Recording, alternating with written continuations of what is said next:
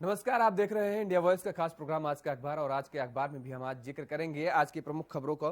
तो जिस तरीके से सबसे पहली बड़ी खबर का हम जिक्र करेंगे, लगातार जो सुर्खियां बटोर भी रही है खबर।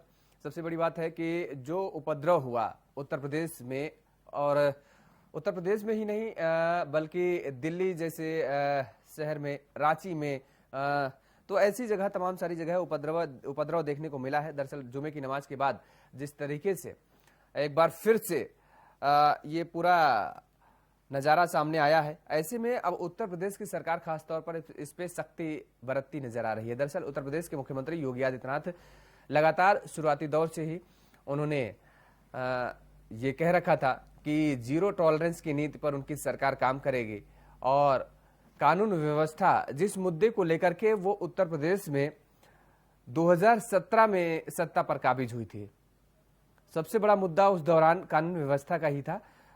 पिछली सरकार जो कि अखिलेश यादव की थी, समाजवादी पार्टी की सरकार थी, सबसे ज्यादा अगर घेरा गया पूर्ववर्ती सरकार को तो कानून व्यवस्था को। और उसके बाद 2017 में जब काबिज हुए सत्ता पर, सीएम योगी आदित्यनाथ, भारतीय जनता पार्टी सत्ता में आई और मुख्यमंत्री योगी आदित्यनाथ बने, तो कानून व्यवस्था को सुदृढ़ करने के लिए लगातार रात दिन मेहनत की गई। और ये कहा गया कि किसी भी तरीके के उत्तर प्रदेश में कोई अराजकता का माहौल नहीं पनपने दिया जाएगा, न फैलने दिया जाएगा। और उस पर काम भी किया गया, उसको अमली जामा पहनाने का काम किया गया। काफी हद तक लगाम लगी, खास तौर पर जैसे ही 2.5 बरस सरकार के बीते तो उसके बाद प्रक्रिया शुरू हो गई कि जो भी दबंग, जो भी माफिया, भूमाफिया हैं, उनके अवैध संपत्तियों पर बुलडोजर चलने की प्रक्रिया शुरू हुई। और ये लास्ट में धीरे धीरे करते हुए जैसे जैसे चुनाव नजदीक आता गया, वैसे वैसे ये कार्रवाई और बढ़ती चली गई। और ये संदेश देने का काम किया गया कि लगातार उत्तर प्रदेश में कानून व्यवस्था का राज कायम किया जा रहा है, इस दिशा में काम किया जा रहा है, और किसी भी तरीके का उत्तर प्रदेश में अराजकता नहीं पनपने दी जाएगी। लेकिन छुटपुट घटनाएं होती रही हालांकि। और अब जब दूसरी बार 2022 में सत्ता पर मुख्यमंत्री योगी आदित्यनाथ काबिज हुए, भारतीय जनता पार्टी के एक बार फिर से पूर्ण बहुमत के साथ सरकार आई, तो ऐसे में अब उसी कानून व्यवस्था को और बढ़िया बेहतर बनाने के लिए लगातार काम किया जा रहा है। लेकिन इस बीच जब से बीजेपी के प्रवक्ता नुपुर शर्मा का जो बयान आया, बयान के बाद लगातार एक विशेष समुदाय में, जो मुस्लिम वर्ग में जो नाराजगी देखने को मिल रही है, वो नाराजगी बढ़ती ही जा रही है, वो अंदर अंदर सुलग रही है, अभी वो समाप्त होने का नाम नहीं ले रही। जबकि नुपुर शर्मा पर कार्रवाई भी भारतीय जनता पार्टी की तरफ से कर दी गई है, उनको बर्खास्त कर दिया गया। लेकिन अभी भी जब पिछले शुक्रवार को जब जुमे की नमाज के लिए लोग पहुंचे, तो उसके बाद उत्तर प्रदेश में भी 6 जिलों में ये दंगा देखने को मिला। वहां पर जब जुमे की नमाज हुई, जुमे की नमाज के बाद लोग जब वहां से निकले तो अराजकता फैलाए, हिंसा किया। प्रयागराज में जिस तरीके से जो तस्वीरें सामने आई, वहां पर गाड़ियों को आग लगा दी गई, वहां पर किस तरीके से पत्थरबाजी हुई, वो अपने आप में एक बड़ा ही निंदनीय कहें तो नजारा था। और हालांकि उत्तर प्रदेश की पुलिस लगातार उन लोगों को चिन्हित करने में लगी हुई है और उन लोगों पर कार्रवाई करने की बात की जा रही है। मुरादाबाद में भी ऐसी घटना देखने को मिली है। तो अलग अलग जगह, अलग अलग जिलों में ये घटनाएं देखने को मिली हैं। अगर मुरादाबाद में जिक्र करें तो 90 पर मुकदमा और 25 उपद्रवी गिरफ्तार हुए हैं। जबकि अगर प्रयागराज का जिक्र करें तो 70 पर मुकदमा दर्ज किया गया है और 68 लोग गिरफ्तार किए गए हैं, जिसमें 4 लोग नाबालिग भी हैं। 64 लोगों को नैनी जेल शिफ्ट भेज दिया गया है और 4 लोगों को जो नाबालिग थे उन्हें बाल संप्रेक्षण गृह भेजा गया है। मुख्यमंत्री योगी आदित्यनाथ ने उसके बाद बैठक की अधिकारियों के साथ, जिले के अधिकारियों के साथ और जिले के पुलिस अधीक्षकों के साथ।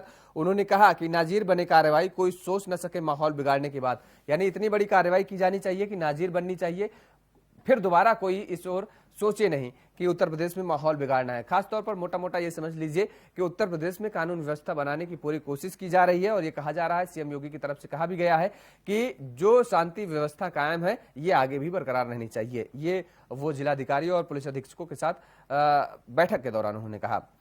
दूसरी खबर का हम जिक्र करेंगे, राज्यसभा के चुनाव हुए हैं। राज्यसभा के चुनाव को लेकर के बेहद गहमा गहमी देखने को मिली है।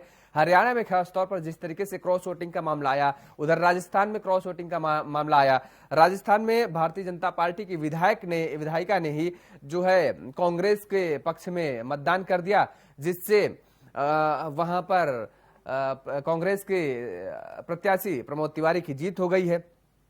और दूसरी तरफ अगर हरियाणा का जिक्र करें तो हरियाणा में बिश्नोई जो कि कांग्रेस के विधायक थे, उन्होंने भारतीय जनता पार्टी के पक्ष में ये कहें कि भारतीय जनता पार्टी के सपोर्ट और जेजेपी के सपोर्ट से खड़े नेता के उसमें मतदान कर दिया है, जिससे वहां पर कांग्रेस प्रत्याशी की हार हो गई है। और ऐसे में अब ये कार्रवाई करने की बात कही जा रही है, तो कार्रवाई कर भी दी गई। हालांकि तो सबसे बड़ी बात यह है कि बिश्नोई को उनके सारे पदों से हटा दिया गया। अजय माकन की हार के बाद अजय माकन ने यह बयान भी दिया कि दरअसल बिश्नोई साहब ने जो मतदान किया है, क्रॉस वोटिंग की है, वो कांग्रेस के टिकट से उन्होंने चुनाव लड़ा। कांग्रेस के टिकट से वो जब चुनाव लड़े तो उसके बाद विधायक बने, लेकिन उन्होंने पार्टी की गाइडलाइन से इतर जाकर, यानी धोखा देकर के कहीं ना कहीं जो मतदान करने का काम किया है, वो जनता उनको सबक सिखाएगी, ये अजय माकन ने कहा है। क्योंकि अजय माकन वहां से राज्यसभा के लिए मैदान में थे और उनकी हार हुई है। तो अब बिश्नोई पर जो है कांग्रेस ने कार्रवाई करते हुए सारे पदों से उन्हें हरा दिया है। 4 राज्यों की 16 सीटों में से 8 पर भाजपा का कब्जा हुआ है। 4 राज्यों महाराष्ट्र, कर्नाटक, हरियाणा और राजस्थान की 16 राज्यसभा सीटों के लिए शुक्रवार को मतदान हुआ था। इसमें से भाजपा के खाते में 8 सीटें आई हैं, जबकि एक समर्थित निर्दलीय उम्मीदवार की भी जीत हुई है। वहीं कांग्रेस 5, शिवसेना और एनसीपी एक एक सीट पर जीती है। कांग्रेस 5 सीटों पर जीती है और एक निर्दलीय जिसका जो जिक्र किया जा रहा है वो वही है कि जिस तरीके से बिश्नोई ने क्रॉस वोटिंग की है, वही जीत हुई है। और इसके बाद सबसे बड़ी बात यह है कि अब कार्रवाई भी कर दी गई है, लेकिन आने वाले समय में हरियाणा में चुनाव भी है, ऐसे में सियासी माहौल गर्म है। और सियासी माहौल गर्म है तो जाहिर तौर पर है कि अब कार्रवाई का दौर भी जारी होगा। अब देखिए आगे क्या कार्रवाई और होती है। और अजय माकन को अब खेत तो जाहिर सी बात है भाई, राज्यसभा पहुंचना था तो नहीं पहुंच पाए, तो दुख तो होता ही, हम हो आप हो कोई भी हो, सत्ता का कुर्सी वैसे भी कौन छोड़ना चाहता है। तीसरी खबर का हम जिक्र करेंगे कश्मीर का। कश्मीर में देखिए जिस तरीके से जो माहौल बिगड़ता है एक बार फिर से नजर आ रहा है। वहां पर जिस तरीके से जो मांग की जा रही है, वहां पर लोग कह रहे हैं कि दरअसल आतंकवादी गतिविधियां लगातार बढ़ रही हैं। जम्मू में जो लोग तैनात हैं वो लोग अपने ट्रांसफर के लिए कह रहे हैं। लगातार जिस तरीके से पिछले दिनों घटनाएं देखने को मिली, ऐसे में लोग सड़कों पर भी आए, एक बार फिर से प्रदर्शन करने लगे और कहने लगे कि वो 90 वाला दशक फिर से दूसरी बार रिपीट हो रहा है और वो घटनाएं याद दिलाने लगी कहीं ना कहीं।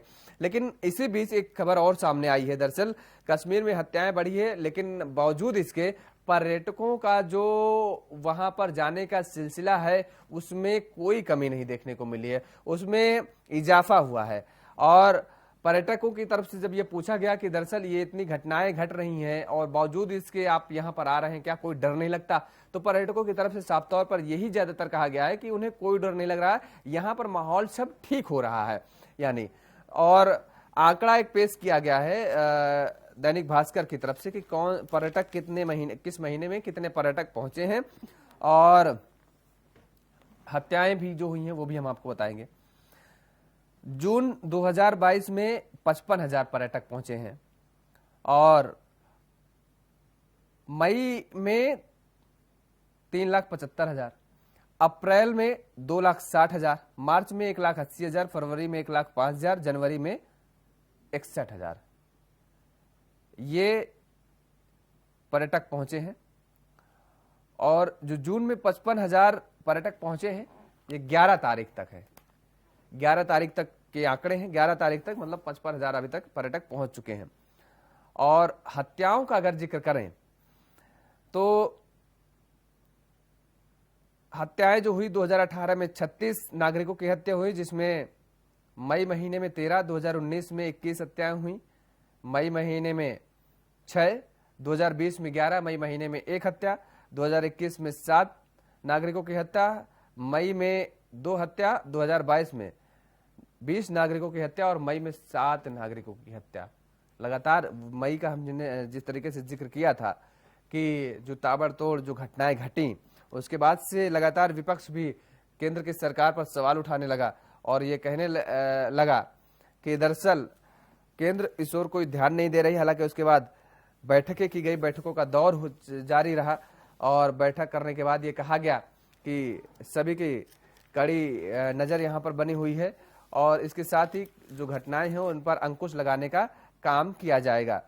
गृह मंत्री ने भी बैठक की और बैठक के साथ ही उन्होंने सख्त निर्देश भी दिए अधिकारियों को कि किसी भी तरीके की कोई लापरवाही बरती न जाए और यहाँ पर जो नागरिक हैं उन नागरिकों को पूरी सुरक्षा मुहैया कराई जाए, तो ये कहा गया है। और इसके बाद अगर अगली बड़ी खबर का जिक्र करें तो कारोबारी सुगमता के लिए कई पुराने कानूनों को हटाया गया है। प्रधानमंत्री नरेंद्र मोदी ने ये बात कही है। दरअसल प्रधानमंत्री नरेंद्र मोदी ने शनिवार को कहा है कि उनकी सरकार ने पिछले 8 सालों में कारोबार को सुगम बनाने के लिए पुराने कानून को हटाने समेत कई सुधार उपायों को लागू किया है। उन्होंने इस बात की जानकारी ये ट्वीट करके दी है, ये भी बता दें आपको। तो उन्होंने कहा है कि रिफॉर्म, परफॉर्म और ट्रांसफॉर्म के सिद्धांत के तहत सरकार ने कई सुधार किए हैं जिसमें कारोबार करना सुगम हुआ है। सरकार ने उन कई पुराने कानूनों को भी हटाया जिसके विकास की प्रक्रिया सुस्त पड़ी थी। यानी सीधा ये हम कह सकते हैं। और इसमें एक साथ और कहा गया है कि दुनिया में भारत सबसे तेजी से बढ़ती अर्थव्यवस्था है। भारतीय अर्थव्यवस्था मार्च 2022 अंत तक 8.7% की दर से बढ़ी है और इसमें कहा गया है कि अप्रैल 2022 तक अब तक का सबसे अधिक जीएसटी संग्रह 1.68 करोड़ रुपए हुआ है।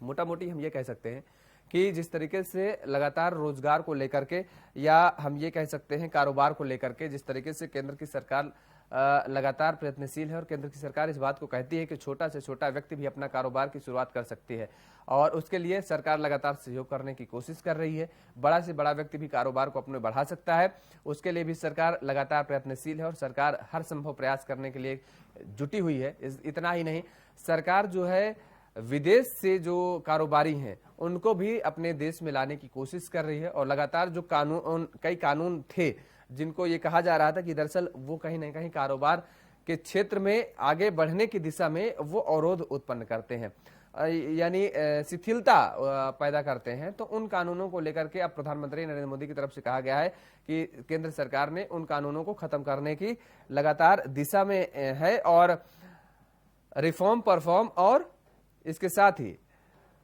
उन्होंने कहा है कि ट्रांसफॉर्म के सिद्धांत पर सरकार काम कर रही है। तो ऐसे में ये माना जा सकता है कि लगातार जिस तरीके से एक बात और कही गई है, जीएसटी का जो कलेक्शन है वो लगातार बढ़ता रहा नजर आ रहा है। 1.68 करोड़ रुपए का जीएसटी का कलेक्शन बताया गया है और ऐसे में ये भी एक अपने आप में बड़ी उपलब्धि, यानी लोग टैक्स सब ज्यादा दे रहे हैं और जो ट्रांसपेरेंसी है उसको हम ये कह सकते हैं कि केंद्र की सरकार के द्वारा जो चलाई जा रही है, जो नीति लागू किए जा रहे हैं वो पर भी कहीं ना कहीं अमली जामा पहनाने का काम किया जा रहा है और उसका फायदा कहीं ना कहीं देश को मिलता नजर आ रहा है, क्योंकि ऐसे में देश की अर्थव्यवस्था जो है वो कहीं ना कहीं ठीक होती नजर आ रही है। ये केंद्र सरकार का दावा है। तो आज के अखबार में फिलहाल मेरे साथ इतना ही। देश और दुनिया की तमाम खबरों के लिए आप फिलहाल इंडिया वॉइस देखते रहिए। मुझे दीजिए इजाजत। नमस्कार।